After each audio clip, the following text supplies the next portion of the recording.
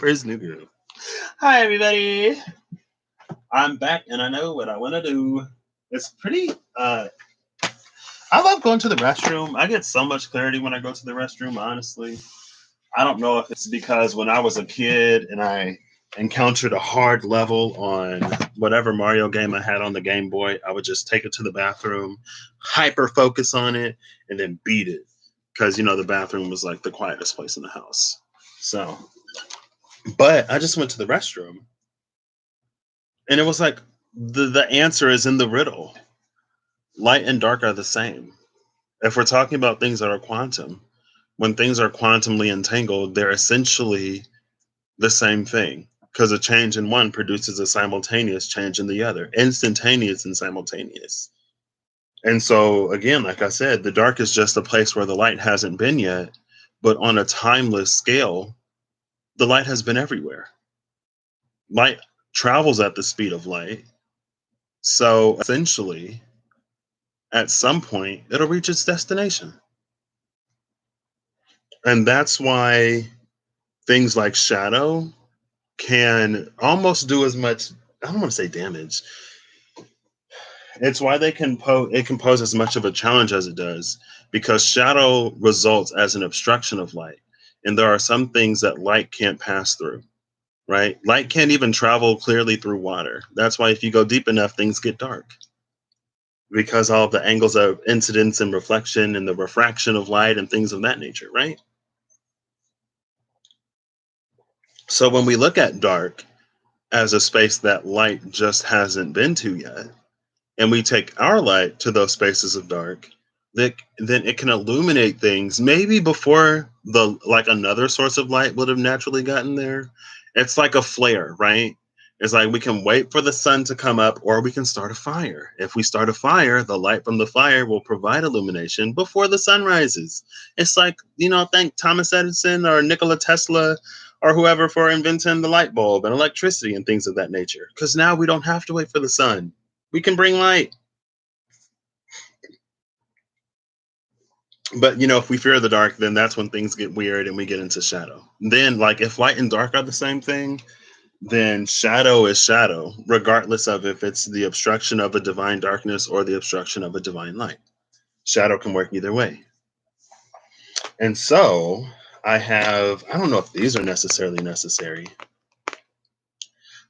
I'm going to start by not using these, and then I'll use these, and then I'll do another one where I don't use these. But I'm using the Weaver Tarot. Both editions. I'm glad I got both of these.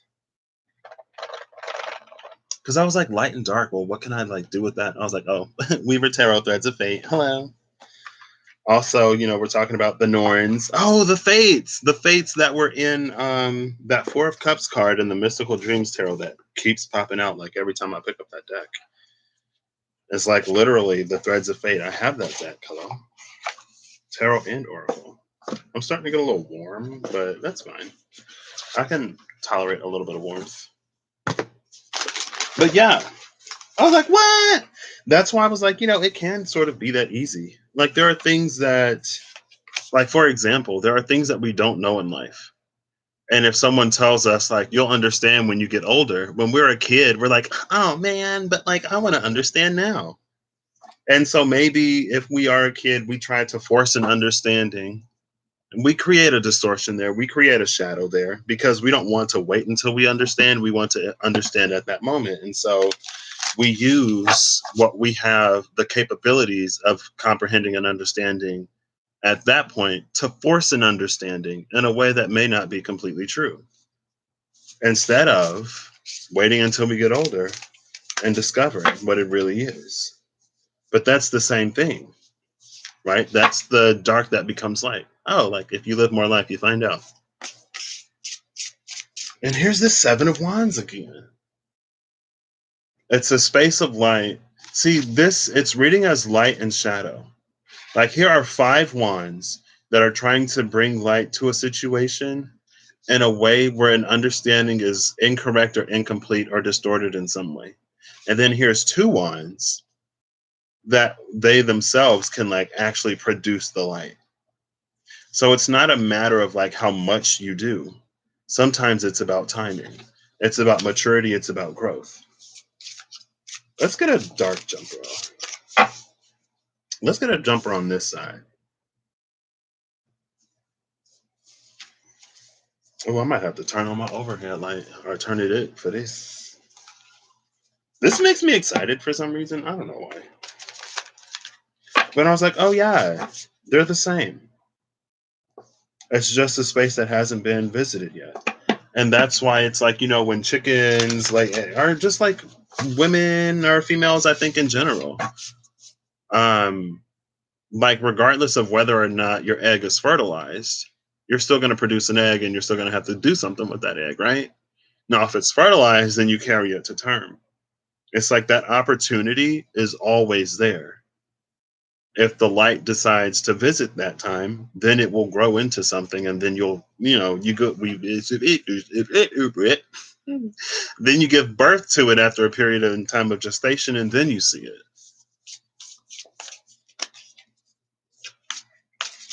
I feel like there isn't a card for this Seven of Wands, but we'll see. Oh, okay. Well, I stand corrected. There isn't a card for the Seven of Wands. There's 4, and one of them is the title card. The Five of Swords again. This time, the Five of Swords affects our ability to feel and love with the heart pierced and our ability to communicate with the lungs. Also, it keeps us grounded in some way because the lungs take the shape and form of wings. Then we have the Nine of Cups, the Eight of Swords, and the title card. The Nine of Cups is a space of wish fulfillment, but these falling rose petals, especially coming after the Five of Swords, it's a rose that's dying. It feels like a wish that's gotten away. And then the Eight of Swords is here. So yeah, it's a wish that's gotten away.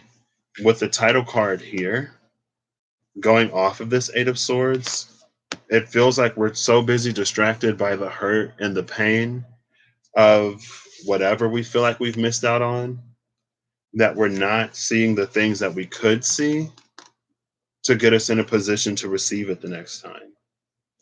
It's like we're collecting all of these wands down here from a space of our current knowing and understanding. We're trying to bring light to the situation, but all it does is it overburdens us. It doesn't bring any real light or any real clarity to the situation. The clarity is up here in the 2. We only need 2, but we got 5 down here. But with the thorns on the wrists at the 2, it feels like it's a perspective that would almost hurt us to see. So we go for something easier. The ironic part is, I guess, that the easier thing to reach for actually hurts us more than the truth. Bottom of the deck is the Ruler of Wands. Part of the ego that we need to get in check is our own fear, based off of things repeating from previous cycles. Oh, the Ruler. Oh, now it's the Sovereign of Cups. Sovereign of Cups and the Eight of Swords. I saw those in Sagittarius. The Mother of Cups, the Eight of Swords, and then it was the Ten of Swords and the High Priestess, right? The High Priestess has a Ten of Swords vision that will put an end to this cycle and prepare us for the next one. But the Mother of Cups can only see as many of Eight of Swords, as many as 8 of those swords. And so she doesn't see the thing that she needs to see to liberate her from sort of continuing to experience these things. That's the karmic cyclic nature of the 8. If we're in a space of abundance, then the 8 is infinite abundance. If we're in a space of misery and pain, then the 8 is infinite misery and pain, because we keep ourselves running the same track, running the same cycle. It begins where it ends.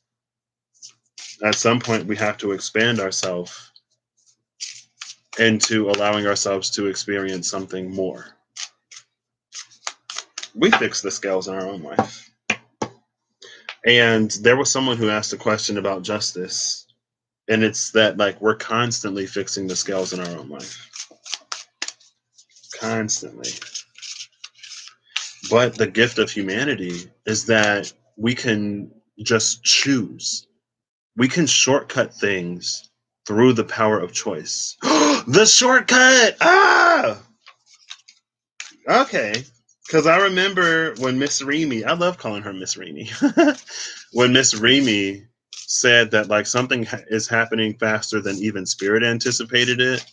And when that energy of the shortcut came out, it was like the natural path, like there's a valley carved into the natural path. But through the power of choice and perspective, we can choose to shortcut that. Hey, Eve, how are you doing? Well, I guess I just saw you. Hey. Through the power of choice and perspective, we can choose to create a bridge where there would have been a valley. And the bridge is a lot like a bridge geometrically is always going to be a quicker route than the valley. Just like the hypotenuse of a triangle is always lower or it's less than the other two legs combined. And then we get into the Pythagorean theorem and things of that, right? Yeah, I know, right? I was like, oh my gosh. I was like, oh my gosh. Um, and yeah, thank you again for saying that. Because honestly, because see, like what I intended to do, because she was going to read for somebody else, and I was going to copy and paste their question so that she didn't have to scroll up and find it. And that's why I said I was trying to copy and paste the message, but I can't do it on my phone. But then she was like, well, I'll get to your question after this. And I was like, oh, well, I don't really have a question. But then you were like, well, maybe the sign was that you should ask a question. And I was like, I don't really have a question to ask. And I was like, oh, I can ask about that allow the world to be rewritten. And like my lights have flashed before, but they've never flashed that quickly before. It was like, I was like, I looked up. I'm like, is everything all right up there? And like after I looked up, it stopped blinking. I was like, that's weird, but okay. But yeah, I was like, what? So shout out to the lights, apparently. But that's that speeding up. That's the quickening because we take the shortcut and it's like everything, like when it comes to the element of earth, there is a natural and steady progression between the seasons. There's a natural and steady progression. And so it's like naturally there's a valley here. Naturally there's a decline and then another incline. And if we were to build a bridge, then it's like it should take us longer to build that bridge than it takes us to naturally go down into the valley and then to come back up. But somehow we're able to define the laws of nature, like a lowercase n nature, like how things typically work here on Earth. And then to tap into like a different capital N nature or a more to tap into a space of divinity where we can more consciously through the space of choice and aligned action, we can carve a path in a space where there was not one. And because of that, everything else speeds up. It's like, oh, well, they weren't supposed to hit this until they were down in the dumps for like a certain period of time. And then they naturally come out, but they built a bridge and got over it before they were even there. Like, then it's like, oh, and that was the energy of it's like now things have to load in real time. Now things are in a space of really being able to change. And because that occurred, I guess that's why we're in the space of allowing things to be rewritten because it was already written on this timeline. This is the timeline that was written. But because we chose to do this, now things have to be rewritten. Now things have to be sped up. Now we're moving things ahead of time. Now the divine has the advantage of resting in the realm of spirit where things happen instantaneously. And then in the mental plane, it's a little slower. And then on the physical plane, like the difference between the physical plane and the spiritual plane is a drastic, like it's drastically different when it comes to time. So they can do it, right? It's no skin off their back. I'm assuming that they're happy to. They're like, oh, we don't got to take y'all through all of that. Like, yeah, like that's the Turiel that spirit kept coming out as like wanting to do so much for you because it loves you, but it isn't going to support foolishness, right? Foolishness is supported, but when we act in foolishness, there's a certain set of experiences because as we have choice, there is consequence to that choice, right? So it's not that we're not loved when we're being turkeys and things of that nature. We are. The divine is still there and it still loves us. But when we take these higher paths, it codes us to a different set of consequences. And that's it. Right. But like, I'm not really the type of, maybe I should take a break. But I'm like, I'm not the type of person, like, I'm not going to stop working. Hello. I'm going to keep doing the work. So, but maybe that was like, just sit back and allow the world to be rewritten now. It's like, okay, fine. I got a little bit more time, but also at the same time, it's like, I'm ready. I'm ready to start my life. So, I actually want to start on the dark side for this one. And I'll get 1 to 3. Honestly, I'll take whatever comes out. But yeah, and there's sometimes things come out, I'm like, what does this even mean? Now, the shortcut made so much sense to me. And I'm glad that she said that because, like, I was looking at transits and stuff, and I feel like I literally just said it like last night or the night before. Like, I was looking at transits, and like, there were things that were supposed to happen later that it's like now they're happening sooner. Like, I thought that I saw that America's Pluto return would be in 2023, but now it's like 2022. And when I originally looked, I was gonna like Saturn was gonna be direct as it transits my natal degree. But now I'm gonna have like it's gonna retrograde on my natal degree, so I'm gonna have like a 3-part Saturn return, which I'm fine with. But it's like, so wait, did these things like speed up or something? Like, what is happening? And I just thought it was a lot of confirmation. It was really awesome.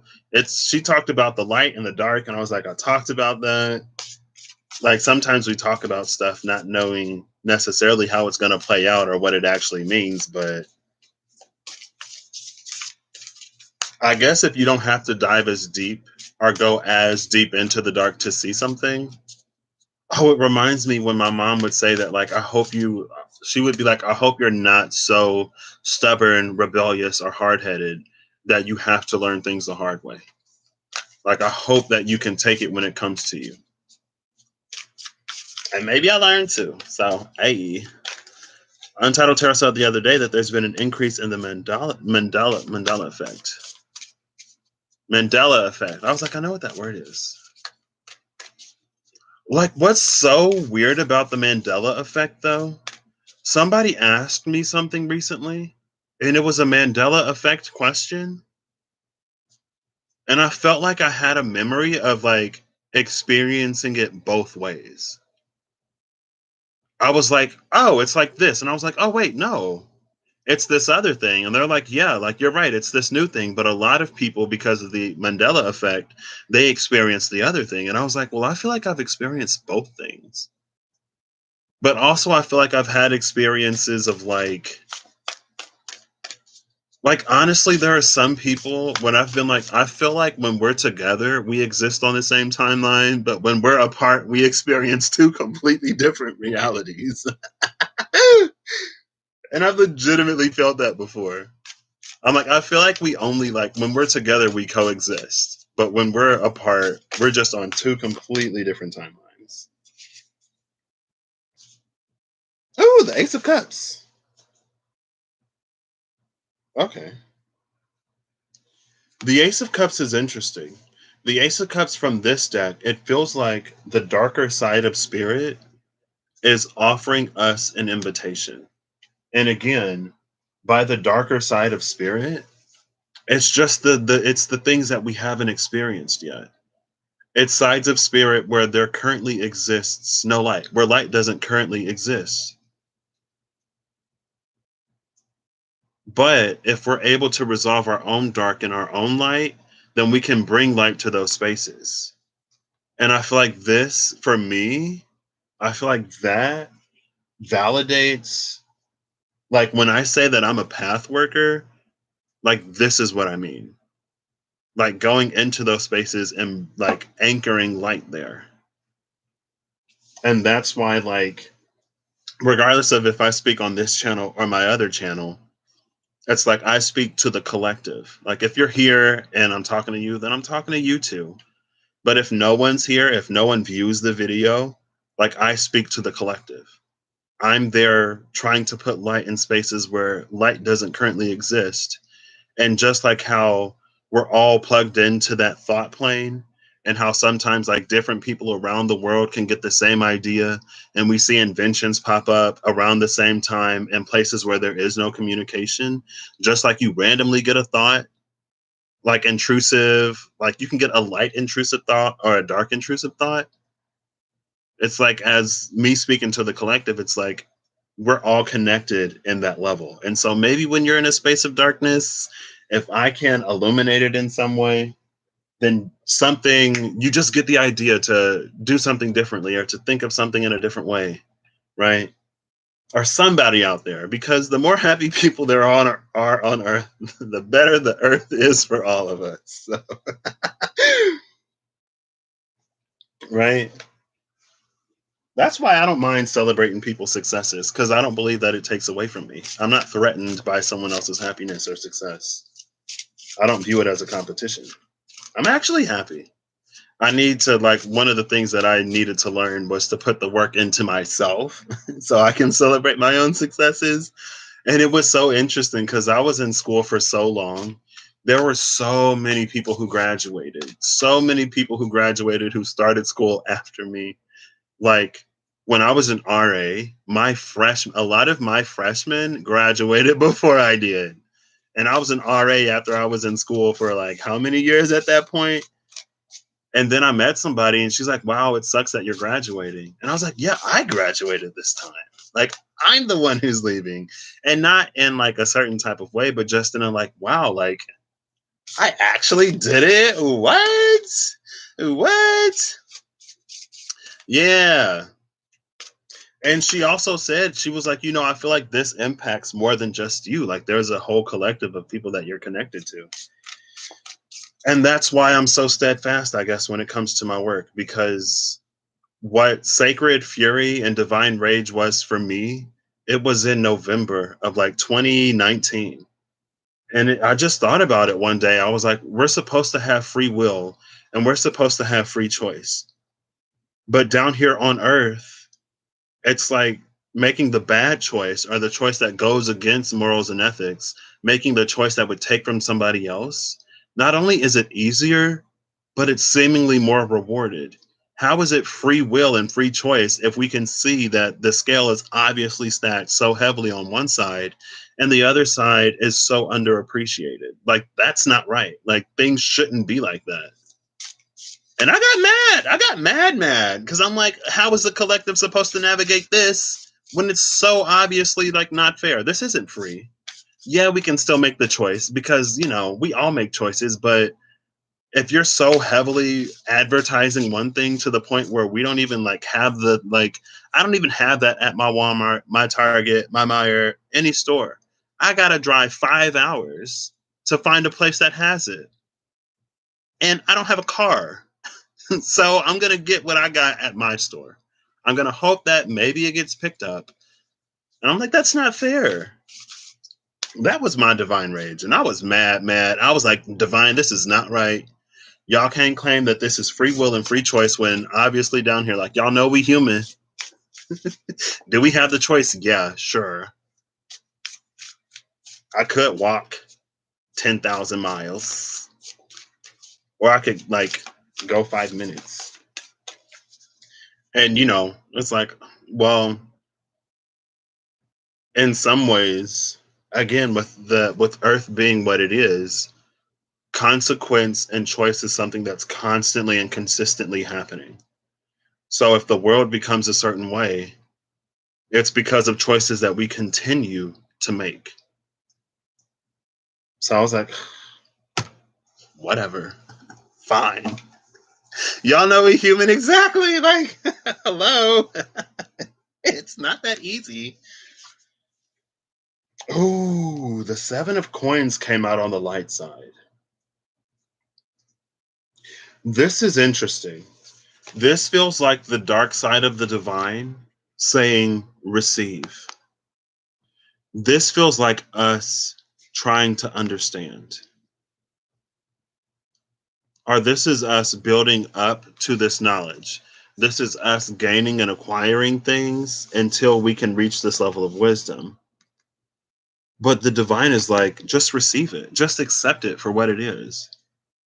Understanding is something that will naturally grow as you exist in this space.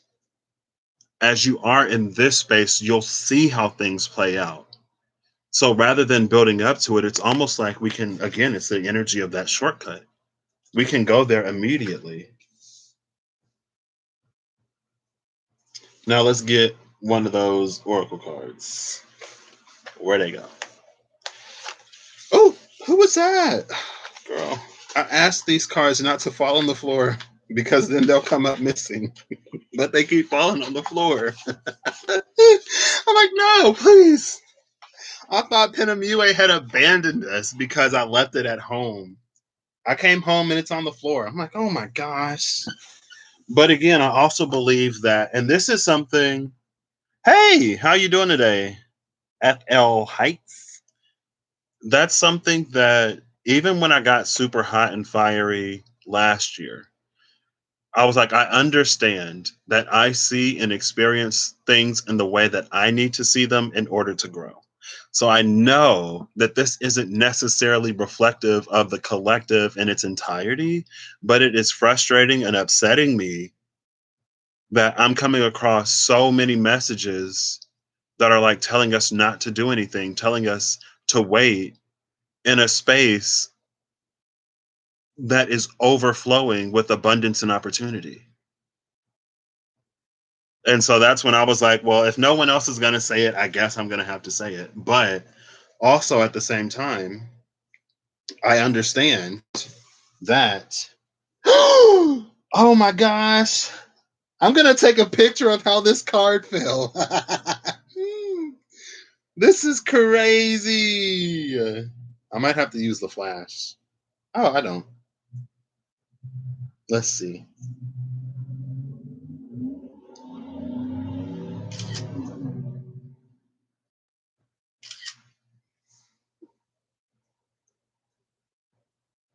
What? Where's the picture? What? Come on. I have this picture. Do you see that? This is how the card fell. Like right on top, literally dangling. So it didn't touch the floor. I'm like, what? How did that happen? It's like I guess there's I don't know if it fell between like the box spring and my mattress. It's like, how would that have happened? And there's like a box under my bed, and it's like maybe it's like on top of the box, but under the. I'm like, what? How does that happen? But it's just sticking right out. I was like, okay. I don't even remember what I was talking about at this point. Oh no, that was like lodged in there. Yeah, it fell on top of the box and under the mattress, the box spring. Thank you. Thank you, thank you. I got that tapestry last time I was in Columbus. I wanted to get some more stuff, but I had to make a choice. I was like, I'm not gonna be such a greedy little capitalist that a good little sheep that I have to sacrifice. And then like I tried to find like a bookstore or something else. I was like, can I get some cards there? But again, shout out to Eve. Thank you for the Mystical Dreams Tarot. I had a deck waiting for me when I came home, so I didn't need to buy a new one. I forget what I was talking about. It's being offered to us, and we can enter that space and allow our light to grow in that space, allow our light to be fueled in that space, and expand into it. Right? It's like instead of the hermit slowly going in, it's like we can just jump in and then shine from there. And then it's like, okay. And it's probably a path that requires a lot more trust. It probably requires more faith. probably requires a certain amount of courage and bravery. And it probably requires a certain dedication to healing, maybe. Because it's like sometimes we can get thrust into certain positions before we're ready. But the key to being a human and being ready, it's like as humans, the way that a lot of us are like neurologically and psychologically wired, we have to be like 100 and sometimes we have to be like 350% ready in order for us to feel ready enough to even begin to attempt something. But when we get there, we know like, oh yeah, like I can do this. I was like, and it's like, oh, this is something that I could have did like, like 2 years ago. Like I'm overly ready for this. And I think sometimes it's like we can be ready before we feel that we're ready, and maybe spirit begins to nudge us in a certain direction. And it's up to us to, in that space of challenge, release our fears, our limitations, anything that would keep us from thriving in that space more actively. And it's something that we can do. Yes! I have that deck. I call them the three Kims. I got the Wild Unknown, Animal Spirits, Tarot, and the Archetype deck. I haven't used the Archetype deck in a minute. It's like inconveniently positioned right now. Ooh! We get the card of Transmute. Okay. Transmute. I love this for the light and the dark. Transmute is talking about how when we take our light into the dark, we can transmute the dark into light. It reminds me of it reminds me of the intro to Kingdom Hearts 3 when this dude is like, well, it looks like the dark is winning and the light is outnumbered. And he was like, oh, I wouldn't count the light out yet. And he was like, oh, really? And he was like, yeah, because unlike the dark, there's more to the light that meets the eye. There's more to the light than meets the eye, unlike the dark. And that dark is more of a shadow, probably. But and then it's the space of like lights being born in the darkness, right? It's like if a star is created when something implodes, then these implosions are constantly happening. So it's like there are new stars in the sky. I don't know. Anyway, we got the Transmute card, which is like it's dark turning into light as we get there. You don't have the Animal Oracle, Eve? Maybe you don't. I feel like I've seen you use it, or I feel like you should have it. I know you had a few other animal spirit decks.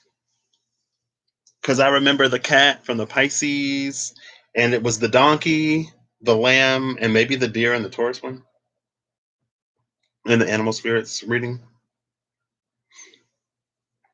I don't remember the other animal that Pisces got. I remember the cat was there for Pisces. I'm the only cat person in a family of dog people. Actually, I want to go to the light first for this one. So for Transmute, this is the space of that quickening. This is a space, it's like not the animal one. Oh, okay. Because I feel like you have it, but then I was like, wait, I don't think I've ever seen you use it. This is the space of that quickening. This is the space of that shortcut. Because again, it takes light time to travel. Now, in our human sense, like the speed of light is basically instantaneous, but it isn't. It takes light time to travel from one space to another. And I guess that goes back to that energy that came out on the card when the 9 of hearts or diamonds was in reverse. A blip of light at the heart of a black hole. And it's like, oh, we're already in the black hole. We're already in the space of darkness. And if our light comes on, then we don't have to wait for light to travel to get here. We can just like turn it on within us and start shining. That's the quickening. That's the shortcut. That's the thing that we're not supposed to be able to do because maybe we haven't experienced it, or because everything that we've experienced in life pushes us towards hurt and pain and insurmountable blockages gated by trauma and things of that nature. But when we learn to work through those and to heal those and to venture into the areas that they kept restricted, then that's what causes things to begin to speed up. Yeah, you said signal of communication, and I instantly knew what you were talking about. But then the chat like blew up, and I had to like refresh my video because the internet like cut off.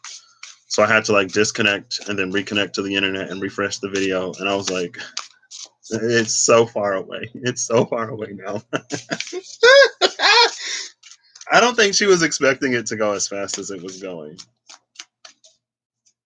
When those points, when she was like, who has a question? And it was like, boom. I was like, okay, yeah. So,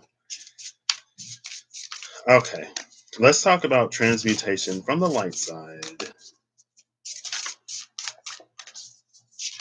Oh, there we go. Ooh. This is funny. Guess what card came out? I think 2 cards came out. Yeah, we got 2 cards that came out under the space of transmutation. Guess what card came out for the light side, face up? The Ace of Cups. Again, it's like things happen in the dark first.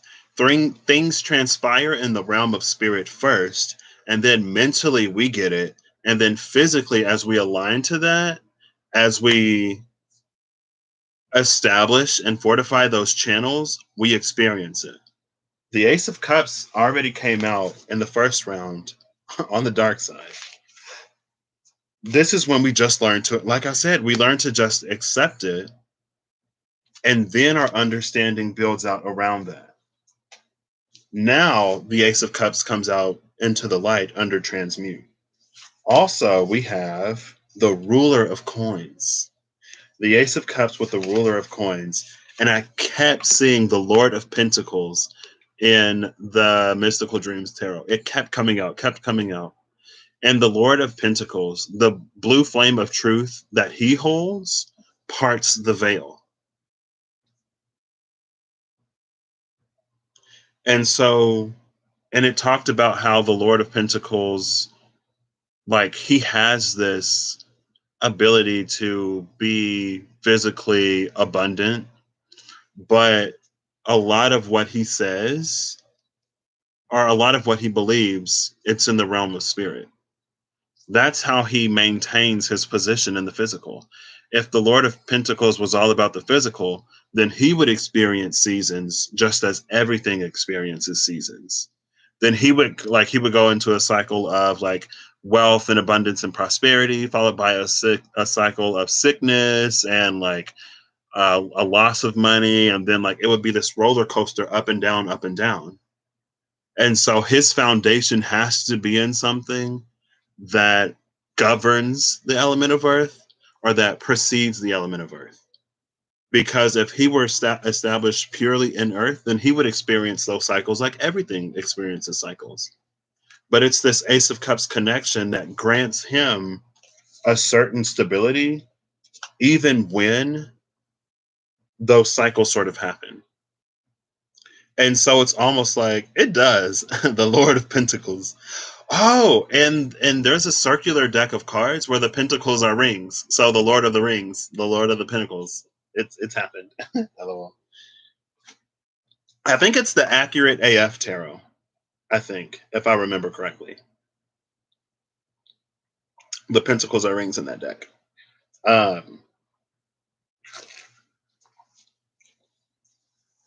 So this, what happens is, as the earth goes through its cycle of winter and fall, then he pulls from the spiritual plane. He pulls from the realm of spirit. And so it's like when the resources are dwindling here, it's like he has like this investment, and then he pours it into the earth when the earth naturally lacks it. That's what that Ace of Cups can help us do. That's how the Ace of Cups can give us stability, even when the whole world is literally falling apart. But that's the currency exchange between spiritual coin and physical pinnacle. That came out immediately. Ooh, the Five of Swords at the bottom. What cards just came out? Oh, we get two cards over here too. Oh, the Nine of Cups and the Ten of Cups. The Nine and the Ten of Cups. Like I said, it's like the ruler of coins. His foundation isn't in earth. His foundation is in spirit. When earth is lacking, when earth is in a season of decline, he transmutes from the dark into the light. The dark holds everything that he desires and wishes for and more. Like, here's wishes fulfilled, here's and more. Actively transmuting this in. This is like, oh my gosh, what? So we have the Ten of Cups here between the Nine of Cups and his Ace of Cups. Like, the Nine of Cups is the realm of abundance that he always has access to. The Ace of Cups is his key to that dimension, to those realms, to those pockets of energy. And if he can maintain his Ace of Cups, then that's what gives him constant and consistent access to this Ten of Cups. Arms always open, always receiving. That's how the Lord, the King, the ruler of Pentacles becomes the ruler. Because if that weren't the case, again, as the earth goes into a period of decline, he would go into a period of decline. Ooh, what? Wait. All right. I feel like I'm actually talking about something, right? I feel like this is like legit. Hey D, how you doing today? Did I ask you? I don't think I did. It is a good day. It's a wonderful day today. Today I also need to do everything that I need to do to make sure I can do the weekly release tomorrow. So, all right. So the last little bit, we'll go to the dark again. We'll go to the dark deck. And that's like the Ten of Cups and the Nine of Cups came out as soon as I picked these cards up.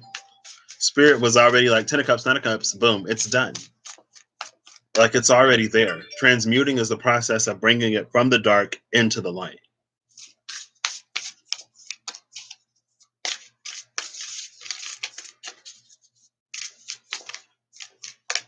Give me a card, please.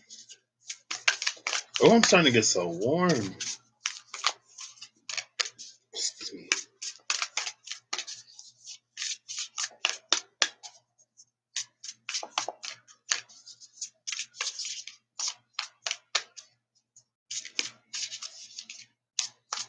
Okay, so I'm not going to get one of these. What's the bottom of the deck?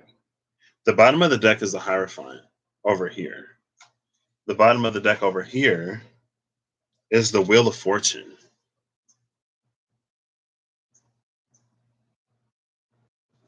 The Hierophant has the key of the sun and the key of the moon. The Hierophant has access to both dimensions. Now, what can make a Hierophant energy like shady or questionable is when the Hierophant has access to everything, but gives you like limited access or limited understanding. And in the SKT, she talks about there's the pillar of permitting and the pillar of prohibiting. The Hierophant controls that information, and in controlling the information, it has the ability to influence the belief systems and patterns of people, of the people who believe in the Hierophant. But this is us getting those two keys for ourselves, unlocking both the dark and the light, opening that gate of Sahakiel, that it's like it's the gate that exists at the veil. And so that's how we can more easily transmute things from the dark into the light. That's how we can more easily transmute things from that which we haven't experienced to that which we have. And it takes me back. I was like, there's this weird energy that's like, even the things that we don't have, we can reach into this and then like bring it back and have it. Because that's what the light and the dark is. The dark is just the space where the light has not yet been, but in a quantum timeless sense, the light is everywhere. So we tap into the quantum nature of it, we tap into the timelessness of it, and then it's like we get access to it. I don't know how that, again, like actually works in real life, but maybe it's as simple as like alignment. I mean, I feel like it would be as simple as alignment and aligned action and things of that nature. But it has the ability to really, again, it's like it isn't necessarily right to say that it speeds up the light because the light is still transiting at the same pace it always is. What we're doing is we're effectively injecting light in a situation where there currently isn't any light by being that light in that space. And then at the same time, what that does is it causes, so now like the light is transiting in this direction as it naturally comes to us. Then we stand here, and because we are a light, our light goes out and now they meet. It shortens the journey that the light has to make to get to us. And it causes that connection. And it's like, boom, now you have it. Is it connected to Lilith?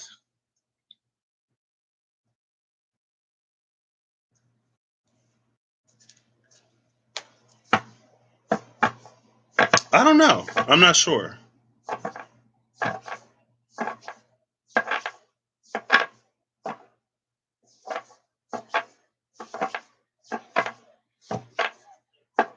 I feel like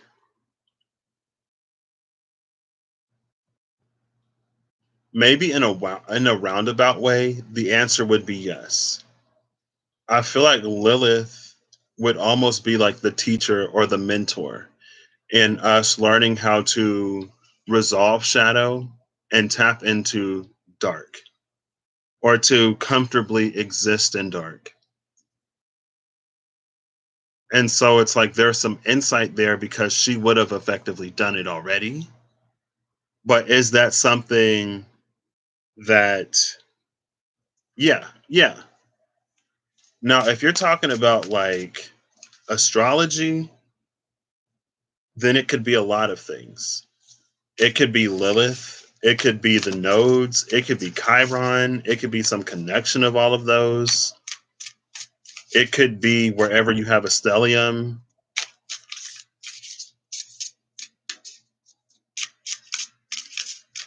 But it feels like, because in a quantum way, like light and dark are the same thing.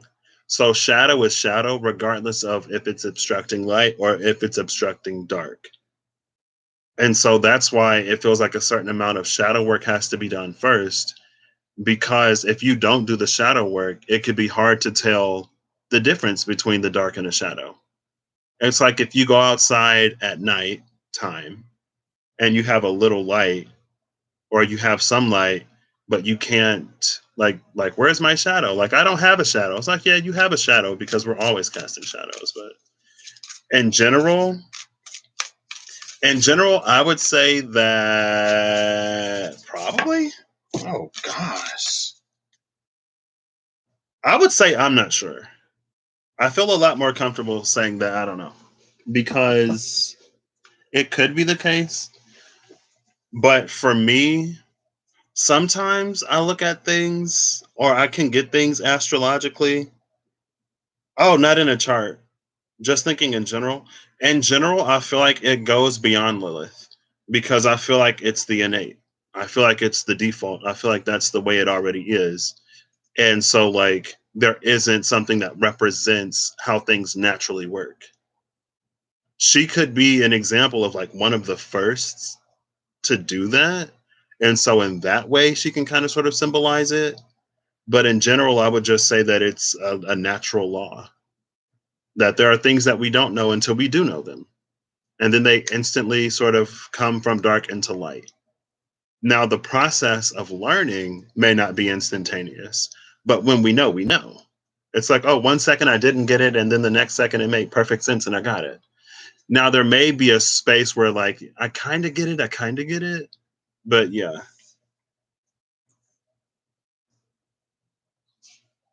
All of these are in reverse. Get Wild is in reverse. Boundaries is in reverse. Ancestors reversed. Get curious reverse. Trust reversed. They fell on the floor. I don't know if I'm necessarily going to take them. Well, there's the moth, so maybe I will.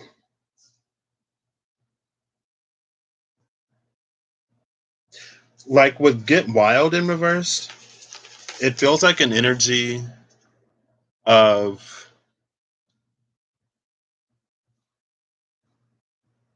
alignment. It feels like a very like disciplined sort of energy.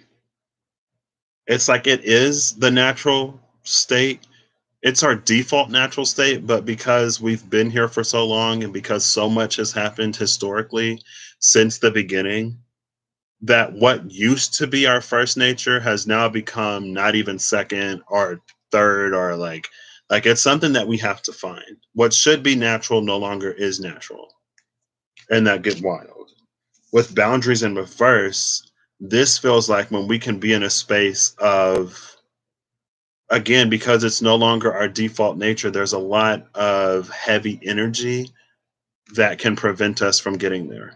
Boundaries in reverse, it's like this is us being in a state where we just naturally can't accept it because we're afraid of the dark.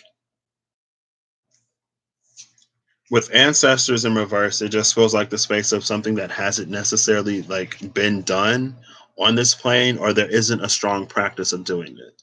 Ancestors in reverse is also carrying an energy of like somebody has to be the first. And then this may be the first in a long line of many. Maybe that's the ancient thing that is returning, potentially. Now, when Get Curious and Trust come in reverse, this is where I get lost. Or this is where it kind of sort of breaks down.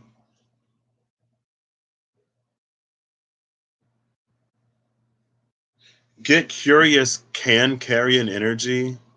It's almost vestigial. It's almost an energy of like, we don't have to go looking for it because it's already there. Even though it's no longer our primary nature, like the information is there. Also, with ancestors in reverse, it could be an energy that's like, even though you weren't taught this, it lies like almost dormant within you. There is some memory of this that's passed along in the DNA through generations after generations, but it's become vestigial. It's become something that we have that we don't use, that we've grown accustomed in our way of life to not using, to the point where we don't even know what it's for. And we may not even necessarily know that we have it because we never use it.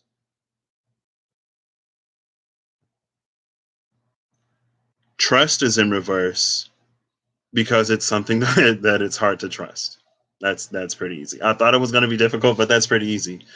It's hard to trust that we can just have it, or that we can just do it, or that we can just be that connected, or that we really are that powerful, because again it hasn't been our experience for a long time, because it's been so dormant for so long. And one of my friends was talking about how they like reconstructed the Spanish flu in order to like create a vaccine or a cure for it, because the permafrost is melting.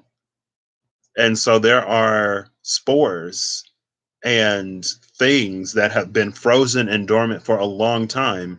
But since the climate on the planet is changing and since ice is melting, now the conditions are going to be right for these things to emerge. And these are things that we probably don't have immunity for because they haven't been around for so long. Maybe they killed everybody that got them. And sometimes it's like if something is too contagious and too deadly, then it can kill people before it can spread. And so it just kind of goes dormant. But now with it melting, like the ice age killed off a lot of stuff. Now with this warming, things are going to start, they may become an issue again. They may become a problem again. Just because now they're not buried under layers and layers and layers of ice, and it's getting warm enough in these places for them to emerge. But on a different level, it's like trust is like, how can we rely on something that has been dormant for so long that we don't even know it's there?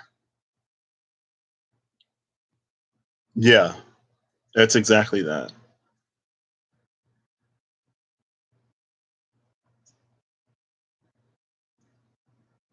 But again, I feel like that's the energy of the shortcut.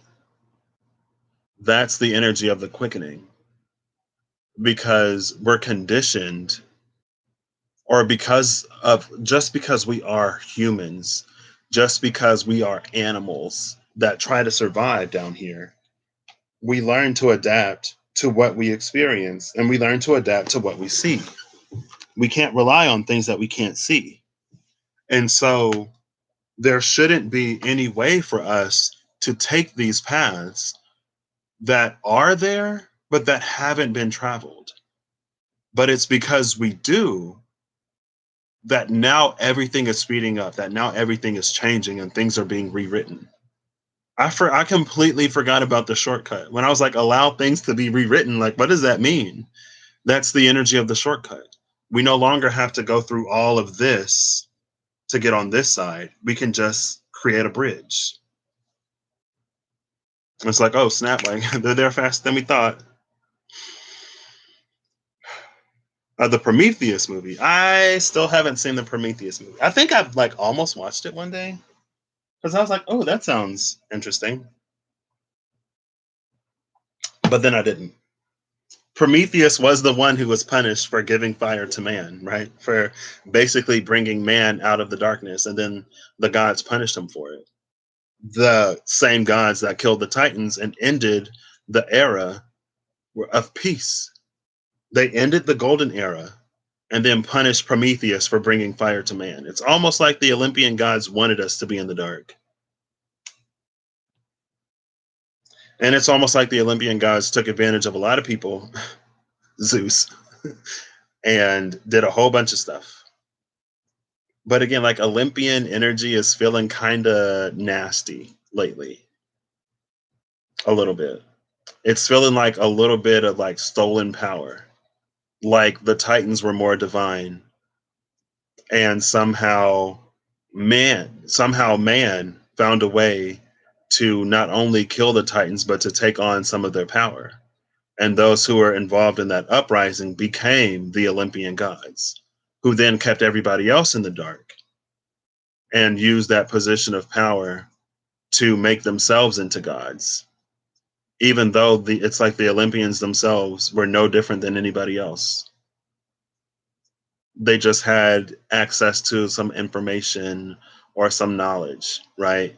Maybe it's kind of reminding me of the Azazel, when Azazel loved mankind and he taught them how to make weapons and taught them how to defend themselves, never imagining that one day man would turn his weapons on the angels.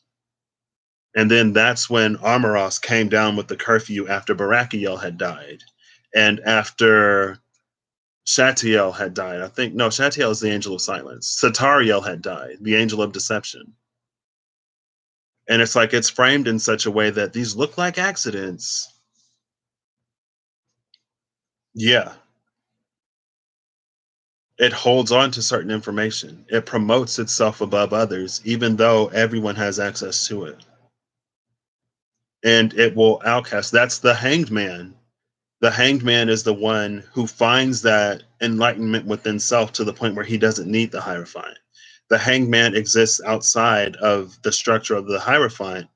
And because the Hierophant is in the position of power that it is, it can sentence the hangman to death so that it doesn't spread these ideas and so that it doesn't corrupt the masses. We label it as evil. But the true evil is that the Hierophant doesn't care enough to really want people to be liberated, to really want people to be free. Because if they were, it wouldn't have its place in society.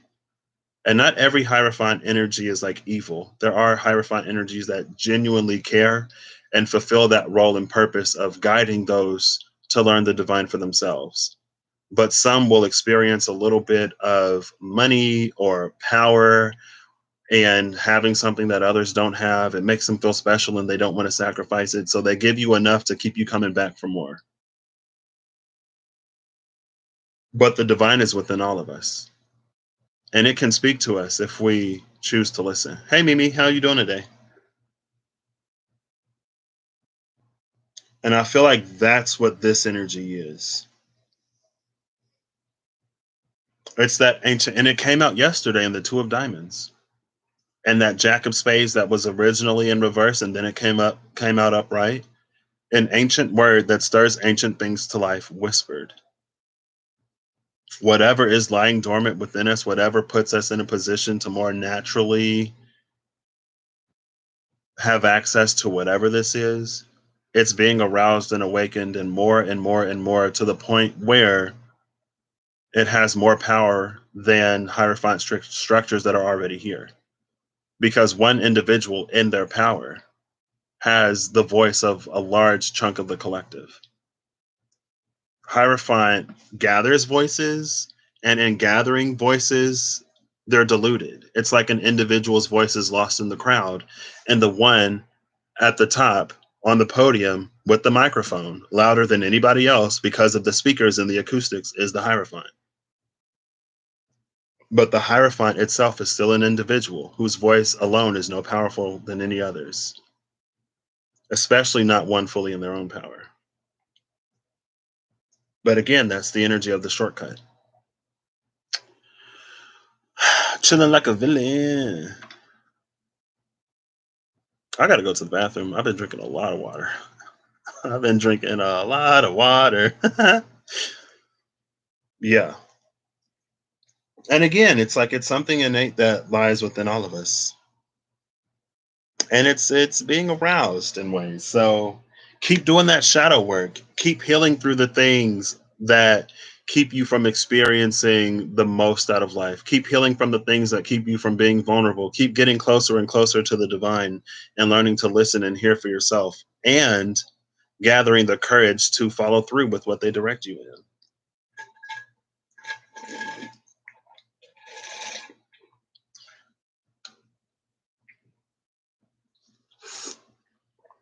I think I have, Eve. If I have, it would have been last year. It felt like a week or 2 weeks where the Hierophant kept popping up. And I was like, this is that old hype, because the message kept coming out.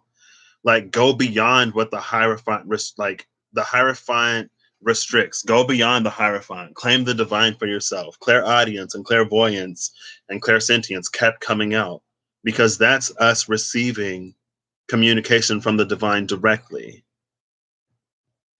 I can do another one, like an updated one, and see if the energy is a little different now. But like it would have been maybe honestly about this time last year. Like April, probably more April into May, maybe. I feel like it's back there, but yeah, potentially. I'm pretty sure it is. I think that was right before things got really hot. And now I've learned in some ways to cool it down when I can, but sometimes if it's hot, it's hot. I don't know, cuz I just don't like it feels like sometimes we just like wholeheartedly fall into things like we genuinely want to grow and heal and evolve. And depending on who's there, when we start those journeys, we can pick up a lot of things that aren't necessarily true or that don't have to be true, or we can be a little bit misguided, or we can be led to latch onto things rather than really going beyond. And again, with everything in reverse here, it feels like a lot of this 2020, it would have been 2020 Eve. It was like last year. Um, it would have been difficult maybe for us to reach the depths of what we have the opportunity to reach now because the energies didn't necessarily support it, which is why, we get the indigo children who come down. We get more and more and more people who will sort of rebel or who will go outside and who will establish something new. to the point where now we can really have a choice, or we can see more outside of what we couldn't see before. Page of Wands just came out. I love the little letter in the hat. That wet, oh, that's a wet moon with a pentacle in it. I think there's a pentacle, there's a coin, and a lot of the Wands cards, the coins are interspersed throughout. Oh, bottom of the deck is the Six of Wands. The Six of Wands here, and the Page of Wands here. Yeah, this is the fulfillment of something. There's victory in this space. These six wands outline a space. It's almost like a sacred space. It's almost a temple. It's a safe space. I'm playing this game. Everything is a sign and synchronicity for me. Eve, you were like, is that a sign? And Russell was like, everything is a sign for Patrick. And I was like, true, it is. Because I was literally just playing this game yesterday. And one of the people on my team, like, there were some crocodile tears. A banshee cried crocodile tears, and my person started crying, and it triggered a new divine power. And it was like safe space. If you move somebody into the safe space, then they recover quicker. But while they're in this safe space, they're taken out of the fight.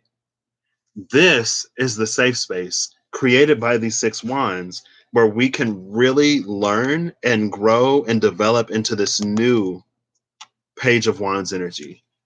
Fire being the element of the soul, it's like it's unlocking doors deeper within us that allow us to get closer to the divine self in this safe space. And again, with the Six of Wands, it's a space that we've earned. It's a space that we have found, we have been deemed to be found deserving of. We have changed significantly enough that now those doorways and gateways are open to even more. Whew. Yeah. Like, this is wild. Like, this is why I do my work. Okay. I don't do it for just me. Because again, it's like, I don't want to be the only person living in a, like, I don't want to be the only one. Like, I don't believe that it has to be lonely. Like, that's not something that, and I feel so spiritually privileged to have grown up the way I've grown up, exposed to the thing I've been exposed to. Literally, when I got serious about my journey, I had a friend reach out, and she was starting her journey. We started our journeys at the same time. We reconnected at the beginning. We both went through our darkest night at the same time. And she's been there every step of the way.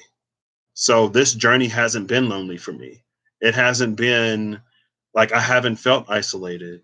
I was blessed to start with somebody that I'm still continuing with. And I've also been blessed to meet more and more people along the way. So I was never put in a position to think that it's lonely. So that's why it's not a belief that I hold here. And again, I'm glad I don't, because I could have had a completely different experience. So, yeah. You feel as though the divine has given you safe space. Aw. I don't know why I said aw like that, but yeah. And like, those spaces can be wild. I'm like, wait. Or so, I don't know. It feels like, oh, the space. The space. You grew up in a spiritual wasteland. Oof. My pastor actually, because I'm friends with my old pastor on Facebook, and last night he was like, I've been thinking a lot about spiritual warfare. Like, how do y'all define spiritual warfare? I'm like, did I just see my pastor ask for a definition of spiritual warfare? And I know that my pastor knows what it is in the context that he's learned it. But if it's coming up for him now, then maybe it's time for him to revisit what it can mean, or to see how it may be a little broader than what he initially anticipated it or thought it to be. Like, God has given him the opportunity to expand maybe in some ways. And I was just like, what? What? Facebook is wild, because I'm seeing people that I've known for years, like, starting their journeys and asking questions. And I'm like, what? It's definitely not like I'm seeing and experiencing more and more. But also, too, that may be the nature of the work that I've chosen to do. Like when I got mad on behalf of the collective, I said, that ain't right. Y'all can't have us down here like this and then say we got free will. Where is it free? When you teach us, or the divine doesn't teach us. But when it's okay, can I zoom out, please? Thank you. When it's being like, it's so hard to see examples of light and right being rewarded. And I'm glad you have that now, Eve. And I feel like sometimes too, like that's our journey. And I feel like what that does is it positions us better to connect with people who may have been in a similar situation, right? Because my journey has been what my journey has been. I'm not able to fully comprehend or understand what it's like to come from a space where those things weren't instilled. Like, I don't, I can't. Like, there's a disconnect there for me. I can still meet people with kindness and compassion. And maybe honestly, in some ways, my patience can be limited because that wasn't my experience, because I don't know what it means to sort of fall through, like, or to come through that. I've always been connected to the divine. Like, my connection with the divine, it may be deeper now, but it's pretty much always been this. Like, I've always been this person. Now, I was on a break. I was like, when people would ask me if I'm religious, I would be like, I'm religious-ish. Like, me and Jesus, like, we're on a break right now. Because again, I've always had that connection. And I don't know. I don't know what it's like to not. So I don't know. You think spiritual warfare now is less fear-based than back in the day. I love that, because I feel like now I would say it's more, I would like to believe, or for me, it's less fear. It's in some ways less healing. It's more about exploration. It's more about coming into our own truths and finding out all of who we can be in these new spaces that the fear and the pain and the hurt and the world in a lot of ways form these natural barriers to. You got back on to look at your timeline, and the energy and content from your friends and family has changed tremendously. Yeah. Oh, snap.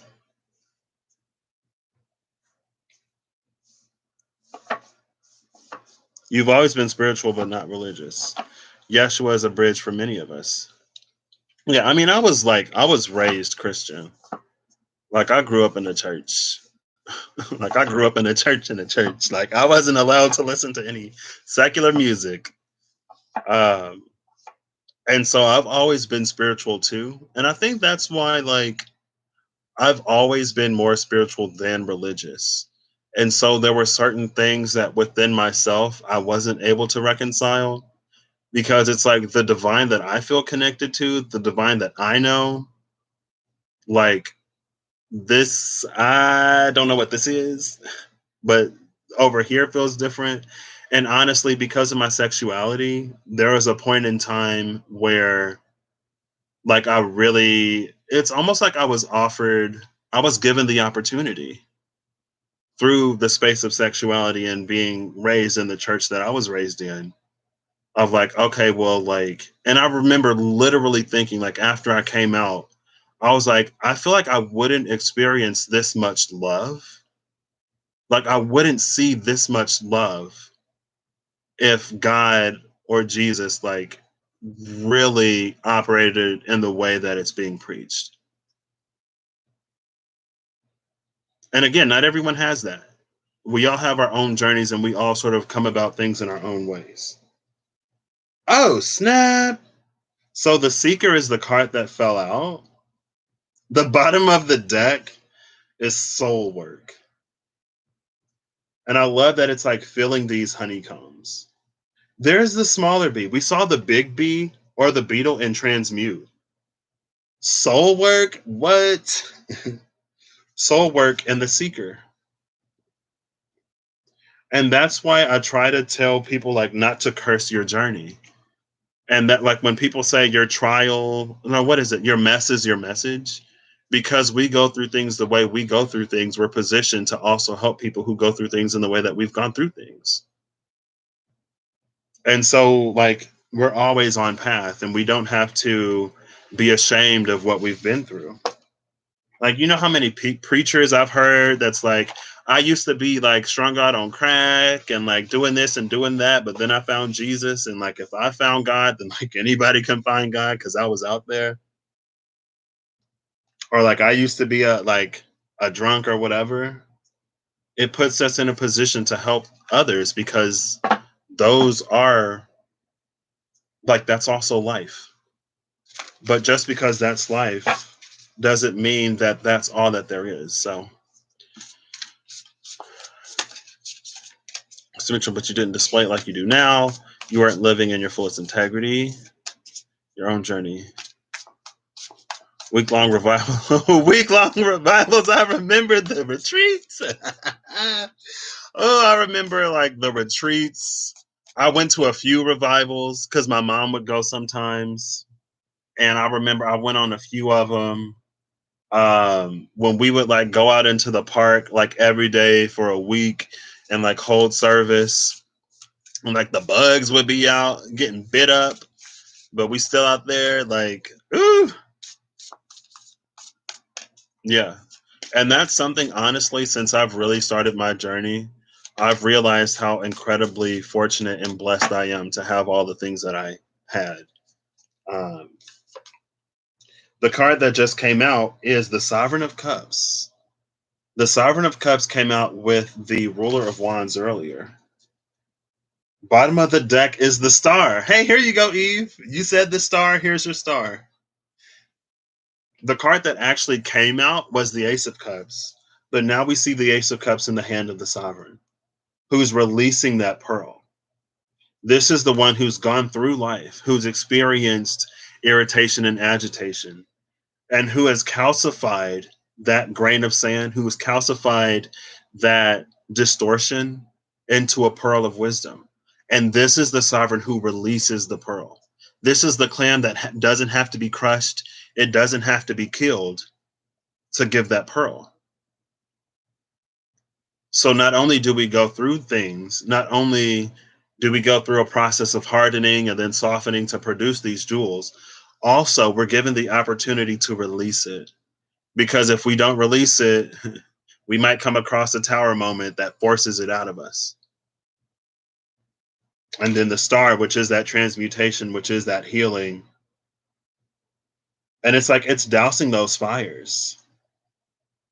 It's freeing up our third eye to fly and to experience things much higher than we've ever experienced before. Those are the hands that were present on the Ten of Cups as well. So that's gorgeous. Ain't nothing like being able to look back at those nights when you were ugly, crying in the dark, balled up, and being able to laugh at yourself now and appreciate it. It was like one of the things, honestly, though, whenever until I had my darkest night, whenever I would experience the deepest levels of depression and loneliness, I would be comforted. I would just find comfort there. Like my tears would stop. I would feel something resonate within me. Let's call it the love of God. Let's call it Jesus Christ, making sure that I live long enough to reach this place today. But I would always experience it when things were the darkest. But when I had my darkest night, it was gone. I was like, oh, so y'all really just gonna have me out here by myself. So spirit, like you really just gonna abandon me like that? Okay. If you don't care, I don't care. And like what was so weird or interesting, it was like it happened like 2 days or a day after I did a spirit guided meditation. After I met my spirit guides and I enter this darkest night, and that feeling that used to comfort me isn't there anymore. I'm like, oh, okay. Well, what I need y'all for? Hello? Like what is happening? How can you just leave me? But again, I guess that was the beginning of me growing towards it instead of always needing it to come to me. And when we're heading towards it, it meets us. It shortens and shortens and shortens that journey because now we're in a space of radiating outward. And when the outward radiating light meets the incoming light, that's when that bridge is formed. That's when that connection is established.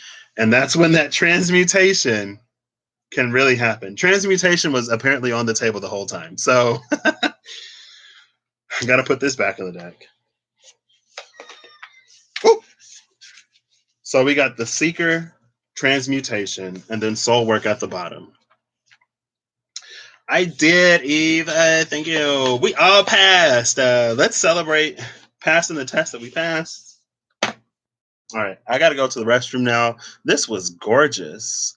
I'll catch y'all later. It was so nice to see all of you. I hope y'all have a good, in general, I hope y'all have a good whenever you see this, and I hope you're acting in alignment to make all that you wish to experience your reality. And apparently, shortcuts do exist, but they can be more difficult to find than the regular path. So, there's that. Yeah, progress depends on how you react to things. Exactly. That's exactly it. And based on our reactions, we can shortcut certain processes. And it's like, oh, snap, wait. Like, yeah, no problem. All right, I'll catch y'all later. Oh, I think somebody just went to the restroom. Ah, bye.